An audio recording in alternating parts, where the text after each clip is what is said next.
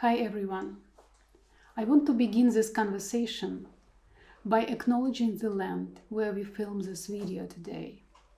I greet you from Kamyanets-Podilsky, a small town in the southwest of Ukraine, one of the portals into the history not of Ukraine alone, but also Lithuania, Poland, Turkey, Russia, Austria, and Hungary. Over the last 1,000 years,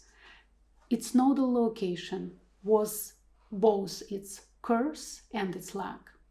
Set on the intersection of the worlds, this place saw all too many wars and destruction. But today, I'll talk to you about a war that does not necessarily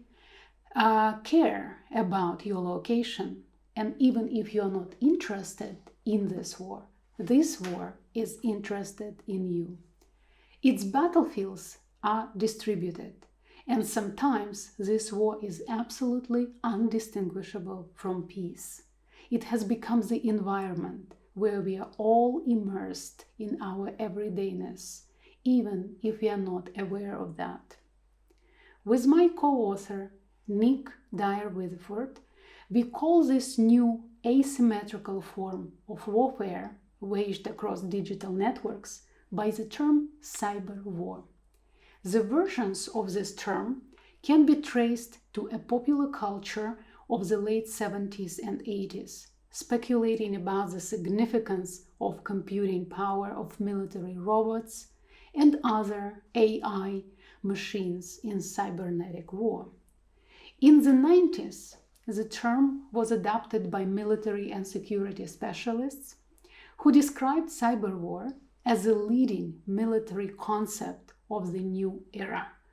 and applied it to a range of computerized autonomous weapons.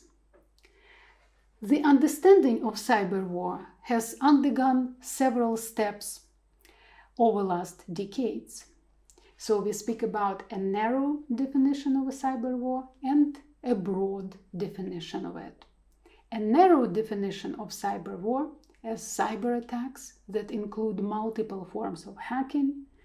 from denial of service attacks to critical infrastructure targeting malware that could disrupt factories, electricity grids, transport networks, is now expanded to a wider definition that includes digital propaganda, fake news, and different forms of ideological information warfare, as well as surveillance and profiling of users. Not only cyber war refers to the events of a hybrid nature,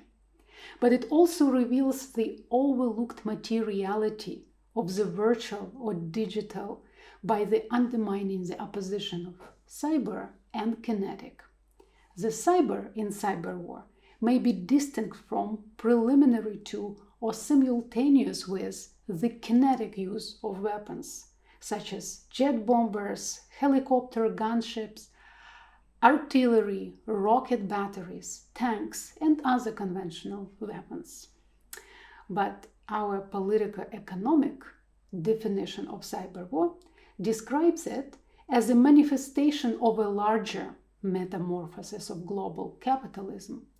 driven by its internal technological revolutions, including the deeper convulsions in which capitalism's populations are being compelled to different new kinds of labor. The primary infrastructure supporting this war is the complex assemblage of the planetary internet, and the primary weapon of cyber war is a computer code. Cyber war is crucial for rebooting of capitalism in the cascade of technological revolutions, where cyber war becomes the logical military outgrowth of what is referred to as information capitalism, digital capitalism, cognitive capitalism, or indeed cybernetic capitalism.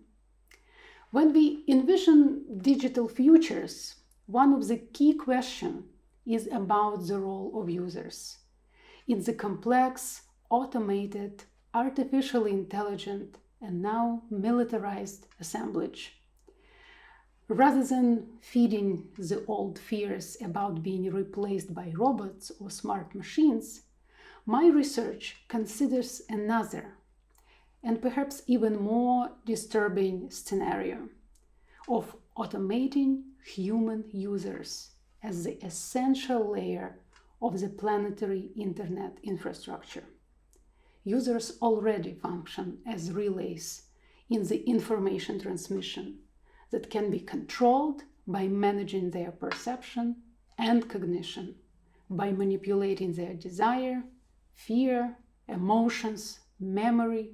as well as explicit, implicit, or tacit knowledge. In the essay from 2005, which was called Communicative Capitalism, Circulation and the Foreclosure of Politics, American media scholar Jodi Dean asked, what is the political impact of networked communication technology? And she argued that they are profoundly depoliticizing, despite the expectation formed in the early 2000s about social media as a new public sphere.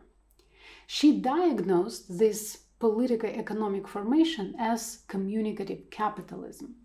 animated by fantasies of activity or participation materialized through technology fetishism, when users misrecognize social media communication for democratic exchanges. What may look as engaged debates on social media or contestation employing common terms in reality is far from enhancing democratic governance or resistance, and it results in precisely the opposite, Dean argued, the post-political formation of communicative capitalism, where networked communications do not participate and do not facilitate political resistance, but turn the communicative exchanges into a resource for massive data extraction feeding the information economy. Recently, another American technology researcher, Shoshana Zuboff, offered a different term for a similar situation, which is surveillance capitalism. And she defined it as a new economic order that claims not just communications, as in the case of Jodi Dean's arguments, but the human experience entirely as a free raw material for hidden commercial practices of extraction, prediction, and sales. In her analysis, Zuboff emphasized the parasitic economic logic of surveillance capitalism, in which the production of goods and services is subordinated to a new global architecture of behavioral modification. What's missing in these otherwise very informative and brilliant accounts of the latest development of capitalism is war, or rather cyber war, that drives the transformation of communicative capitalism to the point where capital not only learned the ways to monetize and extract value from communicative exchanges and datified life, but also employs the technologies of polarization that foreclose any possibility of consensus by feeding toxicity and aggression in the realms beyond digital. Building upon these and other works that analyze the relation between communication, data, and economy, I use the notion of communicative militarism that registers a full convergence of commercial and military technologies, practices, tactics, strategies, and goals that complement each other in the ongoing planetary cyber war. To discuss communicative militarism, I invite you to look at the following three cases. On May 23rd, 2021, just about a little more than a month ago, when the aircraft of Ryanair flight 4977 from Athens was still in Belarusian airspace, the ground authorities reported a bomb on board. Although it was already in a closer proximity to Vilnius, its destination point, the aircraft was forcefully delivered and diverted to Minsk International Airport after Belarusian President Alexander Lukashenko, according to his press service, sent a Belarusian Air Force MiG-29 fighter aircraft to escort it. The reason for this unprecedented case of state terrorism and air piracy was one passenger, Roman Protasevich, who was removed from the plane along with his girlfriend Sofia Sapega and arrested on the ground.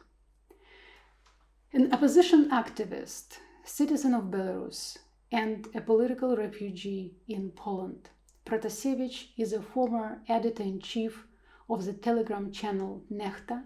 a major mobilizing platform of the protests in Belarus in 2020 and 2021. A video was released next day on a pro-government Telegram channel where Protasevich reveals that he is cooperating with the investigation and confesses to the fact of organizing mass riots in the city of Minsk. On June 3rd, another video of Protasevich was aired by the state-owned Belarusian television channel ONT, in which he, apparently under pressure and with the signs of torture and abuse on his face and neck and with the traces of handcuffs on his wrists, said that he had pleaded guilty to organizing unauthorized mass protest in Belarus after the contested presidential election in 2020, for which he is facing up to 15 years in prison. What was particularly shocking in this case, especially for those whose Soviet traumas and cultural memory is still alive, is that the complex communicative assemblage of different media channels from television to YouTube, from Twitter to Telegram, was engaged to present a deeply unethical show that so painfully resembled Stalinist public trials of the 30s, reviving the violent practices that we thought already belonged to the past, when after dehumanizing tortures, people publicly confessed their sins against Stalin and the Soviet state. When the video of the unethical so-called interview appeared on YouTube, many have noted that it had running ads. Despite the activists' concerned reports, YouTube did not remove the video for several days and was actively promoting it. Just like with the first stage hostage video of Protasevich from the office of Belarus KGB, it was run on YouTube with paid ads and promotional links to the governmental channels against Google's guidelines on sensitive events, stating that it doesn't allow ads that, I quote the guideline, potentially profit from or exploit a sensitive event with significant social, cultural, or political impact, such as civil emergencies, natural disasters, public health emergencies, terrorism, and related activities, conflict or mass acts of violence, end quote. Even though later YouTube removed the video, there was more than enough time to make damage and to make profit. The context of another example is a famous international incident that occurred on November 25, 2018, when the Russian Federal Security Service, Coast Guard, fired upon the captured 3 Ukrainian Navy vessels attempting to pass through the Black Sea into the Sea of Azov through the Kerch Strait on the way to the port of Mariupol. After the illegal annexation of Crimea, Russia insists that Ukrainian ships must ask for permission before entering so-called Russian waters along the perimeter of Crimea as any transitional water crossing. So the status of the waters is determined by the status of Crimea, whether it's recognized as Ukrainian or Russian, which is expressed by the presence or absence of the borderline on the maps. I do not need to explain the impact of such platforms as Google Maps in how they present geographical and political realities, and how all this matters for shaping people's understanding of the world politics. The Crimean border is presented by Google Maps not in one, but in three different ways: as non-existent, existent, or contested, depending on the IP addresses of the users requesting information. And you can see three different instances where I searched for the Crimean border from the IP addresses in Ukraine, and the border appears as non-existent, meaning that Crimea is a part of Ukraine. From Russian IP address, there is a border, which means Crimea is part of Russia. And from the Netherlands IP address, you can see that the border is contested as depicted by broken line. When Google's geospatial technologist Ed Parsons commented on such cases, he said, I quote, "Naively perhaps, we hoped we could have one global map of the world that everyone used, but politics is complicated," end quote. But the problem is not only with the complexity of indeed very often unrepresentable world politics and political realities, but with the solution that Google Maps came up obviously without much thought.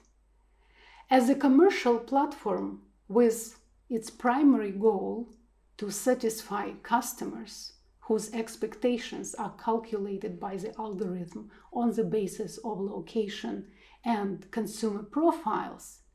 Google Maps is feeding political disagreements and covertly also supports the regimes of occupation. You may remember Christopher Wiley,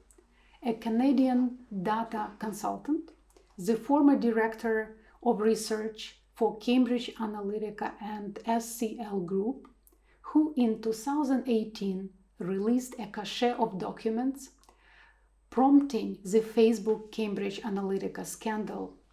that described the secret workings behind Cambridge Analytica and its impact on the American election of 2016. The documents suggested that this international consultancy specialized in data-driven psychographic targeting in elections aimed at undecided US citizens to shift their vote towards Trump. 1 year after this disclosure, and many public events where Christopher Wiley talked about his experience at Cambridge Analytica, he was hired by the Swedish fashion retailer H&M.